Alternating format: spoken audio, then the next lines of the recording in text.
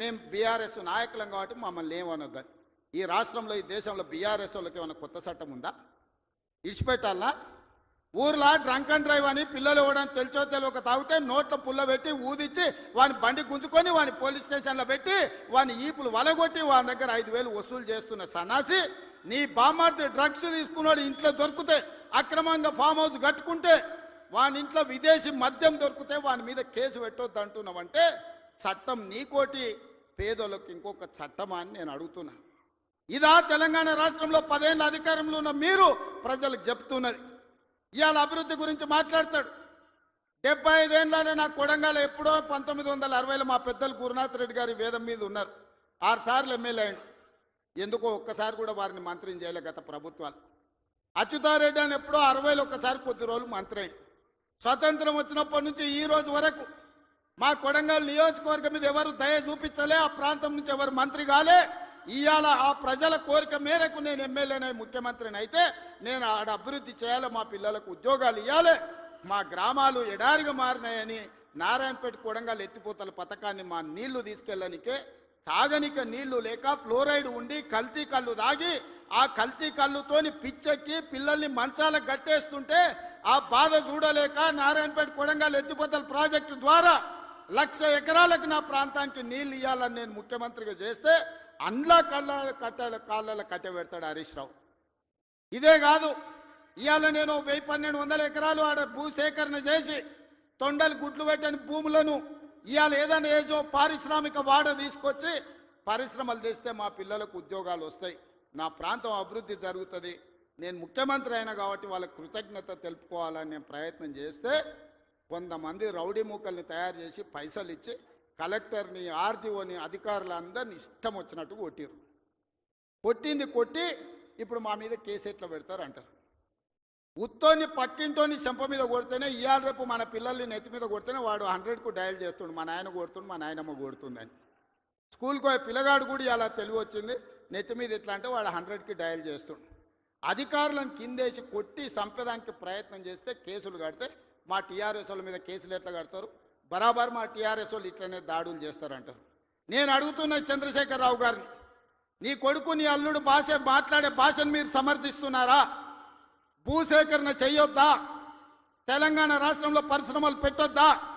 మా IT and industry Sridhar Babu గారు రోజుకి 20 గంటలు పనిచేస్తూ ఈ రాష్ట్రానికి 1,000 కోట్ల రూపాయల పెట్టుబడులు తెచ్చి విదేశీ పరిశ్రమలను రప్పించి నిరుద్యోగ యువకులకు, ఇంజనీర్లకు ఈరోజు ఉపాధి కల్పించాలని చేస్తున్న ప్రయత్నం తెలంగాణ రాష్ట్రంలో చెయ్యొద్దా? మీరు చెప్పండి. 10 ఏళ్ళు ప్రభుత్వం నడిపిన మీరు భూసేకరణ చేయలేదా? మల్లన్న సాగర్ల ప్రజల్ని ముంచలేదా? 14 గ్రామాలను మల్లన్న సాగర్ల ముంచలేదా? కొండ పోచమ్మల ముంచలేదా? రంగనాయక సాగర్ల ముంచలేదా? ఫార్మా సిటీ అని ఎయిర్పోర్ట్ కూతబెట్టి దూరంలో 14,000 ఎకరాల భూములు సేకరించలేదా? ఇవాళ ఒక కొడంగల్లో నేను భూసేకరణ 1000 ఎకరాలు చేస్తే మీ కడుపు మంట ఏంది, మీ దుఃఖం ఏంది, మీ బాధ ఏందని నేను అడుగుతున్నా. ఇదా న్యాయం? ఇదా ప్రభుత్వాన్ని నడిపినోడు మాట్లాడేది? ఈ విధానం ఉంటే రాష్ట్రం అభివృద్ధి చెందుతుందా? నేను అడుగుతున్న ఈ వేదిక మీద నుంచి తెలంగాణ రాష్ట్ర రైతాంగాన్ని, ఎవరో ఒకరు భూమి కోల్పోవాల్సిందే. అభివృద్ధి జరగాలంటే భూసేకరణ జరగాల్సిందే. భూసేకరణ జరిగితే ఎవరో ఒకరు భూమి కోల్పోవాల్సిందే. ఎవరు ఇష్టంగా భూమి ఇవ్వరు. కానీ బాధలో ఉన్న రైతుకు నష్టపరిహారం అత్యధికంగా ఇవ్వడం ద్వారా ఆ రైతును మనము ఆదుకోవాలి. ఇవాళ ఎక్కడైతే భూసేకరణ జరుగుతుందో భూసేకరణ చట్ట ప్రకారం వాళ్ళకి ఎక్కువ ఇవ్వలేకపోతున్నాం. నేను చీఫ్ సెక్రటరీ కలెక్టర్లకు ఆదేశాలు ఇచ్చిన, ఆ ప్రాంతాలలో భూముల విలువ 3 అంతలు పెంచండి. అప్పుడు వాళ్ళ భూమికి ఊర్లో 10 లక్షలు ఇస్తే మనం 30 లక్షల నష్టపరిహారం ఇస్తే ఆ రైతు సంతోషంగా ముందుకొచ్చి భూమి ఇస్తాడు.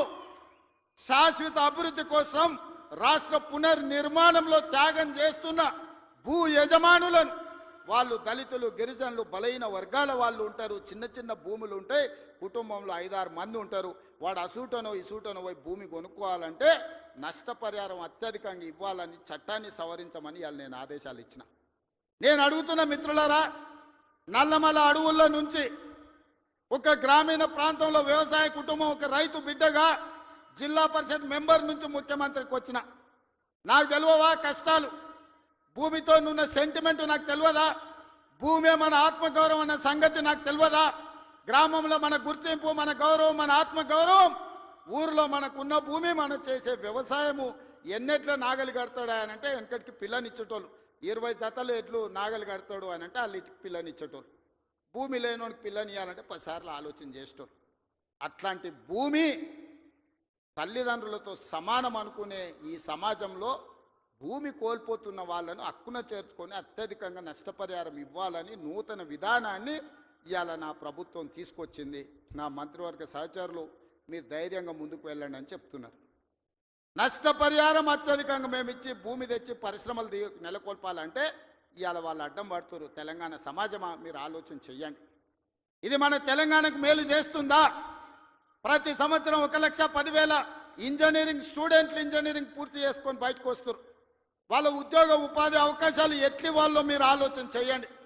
వాళ్ళ నిరుద్యోగులుగా రోడ్ల మీద వదిలేద్దామా? ఆవారగాళ్ళు అయిపోయి తల్లిదండ్రులకు భారమయ్యి గంజాయి డ్రగ్స్కు బానిసలను చేద్దామా? ఈ తెలంగాణ సమాజ యువతను మీరు ఒక్కసారి ఆలోచన చెయ్యండి. ఆ భూమి నేను తీసుకుపోను, శ్రీధర్ బాబు గారు తీసుకుపోరు, ఉత్తమ్ కుమార్ రెడ్డి గారు అసలే తీసుకుపోరు. భూమి ఏమన్నా సాపలాక చుట్టి సంకలు పెట్టి తీసుకుపోయేదానే? మేమేం చేసుకుంటామే? తిరిగి పరిశ్రమలు పెట్టి పరిశ్రమలలో ఉద్యోగాలు ఇవ్వాలన్నదే కదా మా ఆలోచన. ఆ ఆలోచనకు ఎందుకు అడ్డం పడుతుండ్రు? 10 ఏళ్ళు మేము సరైన నష్టపరిహారం ఇవ్వండి, భూసేకరణ చేయండి అని మేము సహకరించిన ప్రతిపక్షంలో ఉండి నీకు ఆ కనీస పరిజ్ఞానం కానీ జ్ఞానం కానీ ఎందుకు లేదు చంద్రశేఖరరావు గారు అని నేను అడుగుతున్నా. ఉద్యమకారునంటో 80,000 పుస్తకాలు చదివినోడినంటో అపర మేధావినంటో ప్రపంచంలో నీ అంత మేధావి లేడు, పోటీ పెడితే 1 నుంచి 100 వరకు నీకే ర్యాంక్ వస్తుంది అంటో ఇంత చిన్న లాజిక్ మిస్ అయినవా చంద్రశేఖరరావు? భూమి సేకరించకుండా పరిశ్రమలు నెలకొల్పలేమని నా నియోజకవర్గం మీద ఎందుకు కక్ష కట్టినవని నేను అడుగుతున్నా. నేనేమో 1,00,000 ఎకరాలు సేకరించలే, 4 గ్రామాలలో కలిసి 1,100 ఎకరాలు నేను భూమి తీసుకుందామన్నది. ఇదో ప్రపంచ సమస్య అయింది. ఇంకా నేను ఢిల్లీ అయిపోయింది, ఇప్పుడు చంద్రమండలం పోతాడంట ఆయన. చంద్రమండలం పోయి ఆడ కూడా ఫిర్యాదు చేస్తాడంట. నువ్వు ఆడ తిరిగొచ్చినా కుట్ర చేసినందుకు మాత్రం ఊసలు లెక్క పెడతావు కేటీఆర్, నువ్వు అది గుర్తుపెట్టుకో. చూస్తూనే ఎంత గుర్తవో ఎగరని అని. ఉయ్యాల ఎంత ఊగినా అక్కడనే వచ్చి ఆగాలి, తెలుసు కదా. ఉర్రికి అటు ఊగొచ్చు, ఉర్రికి ఇటు ఊగొచ్చు. ఉయ్యాల ఆగాల్సి వచ్చినాడు మధ్యలోనే ఆగుతుంది. యాడ్ కురుకుతాడు, ఎంత దూరం ఉరుకుతాడు? ఉరకని అని చూస్తున్నా. ఉరుకులాట ఏందో చూద్దాం కేటీఆర్ దాని. అందుకే మిత్రులారా, ఈ తెలంగాణ రాష్ట్రాన్ని అభివృద్ధి చేసుకుందాం. రాజన్న సిరిసిల్ల అభివృద్ధి కోసం నిధులు ఇచ్చినాం.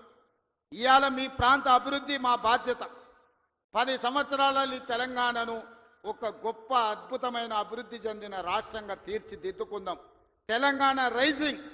ఈ దేశంలోనే ఏ రాష్ట్రమైనా తెలంగాణను చూసి కాపీ కొట్టాల్సిందే, తెలంగాణ రాష్ట్రాన్ని చూడడానికి రావాల్సిందే. ఆ విధంగా మనం అభివృద్ధి చేసుకుంటూ ముందుకు వెళ్దాం.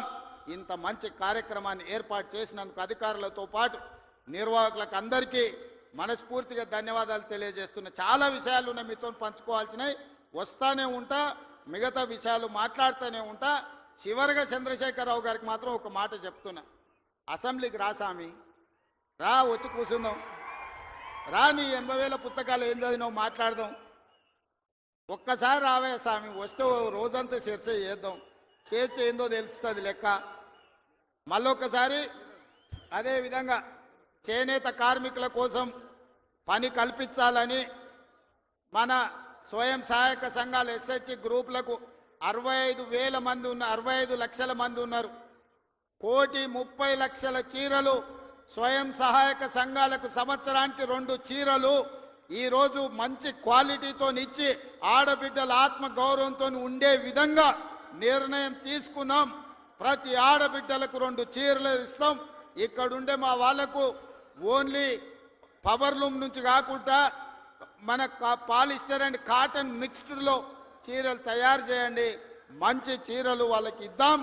ఆత్మ గౌరవంతో బ్రతికే విధంగా తెలంగాణను ముందుకు తీసుకెళ్దామని తెలియజేస్తూ మీ అందరి దగ్గర సెలవు తీసుకుంటున్న ధన్యవాదాలు మిత్రులారా. దొంగ దొరలా భరతం పడతాడు మన రేవంత్ అన్న, పేద ఇంటికి పండుగ తెస్తాడు.